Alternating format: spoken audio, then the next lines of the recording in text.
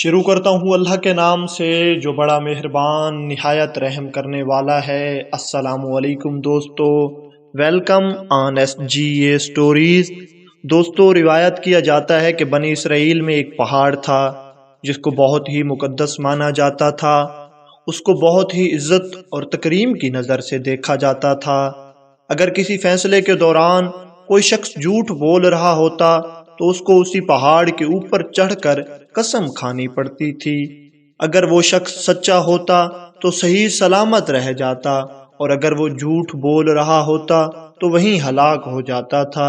اسی طرح وقت گزر رہا تھا، لوگوں کے عقائد کے مطابق بھی ہو رہا تھا کہ لوگ اس پہاڑ پر چڑھ کر قسم کھاتے۔ کچھ لوگ تو صحیح سلامت بھی بچ جاتے، اور کبھی کوئی نہ کوئی اس پہاڑ سے گر کر مر بھی جاتا تھا، اور لوگوں کے عقائد مزید پختہ ہوتے گئے۔ وہاں ایک بدکار اور بد چلن عورت رہتی تھی جس کے تعلقات کسی غیر مرد سے تھے۔ ایک دن اس کا شوہر اس سے کہنے لگا کہ مجھے لگتا ہے کہ میری غیر موجودگی میں یہاں کوئی آتا ہے اور کسی سے تو ہم بستری کرتی ہے۔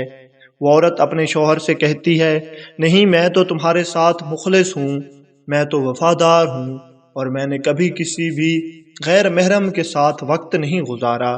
لیکن شوہر کو اپنی بیوی پر اعتبار نہیں آتا۔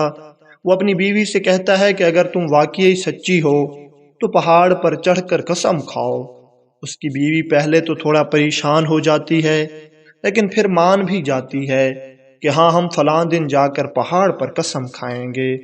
اگلے دن جب اس کا شوہر کام پر جاتا ہے تو پھر اس کے گھر اس کا وہی عاشق آ جاتا ہے۔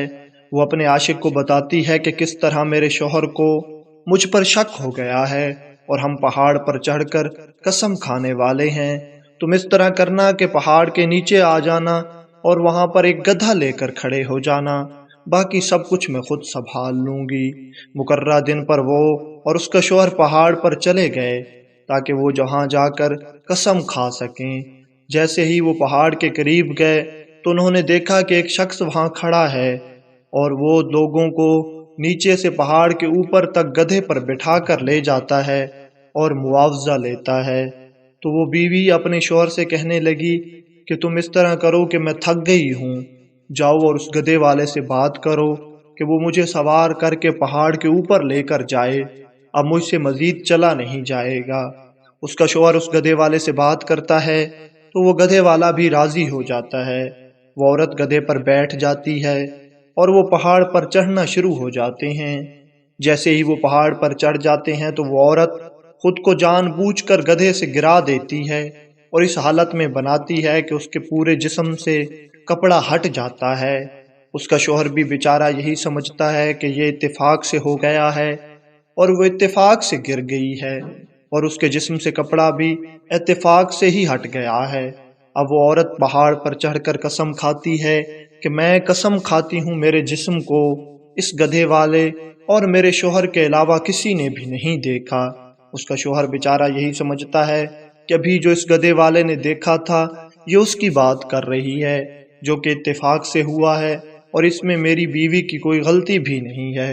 اور اس طرح وہ عورت اپنے مکر اور اپنی چال سے ہلاک ہونے سے تو بچ جاتی ہے، اور اس کا شوہر بھی اس سے راضی ہو جاتا ہے۔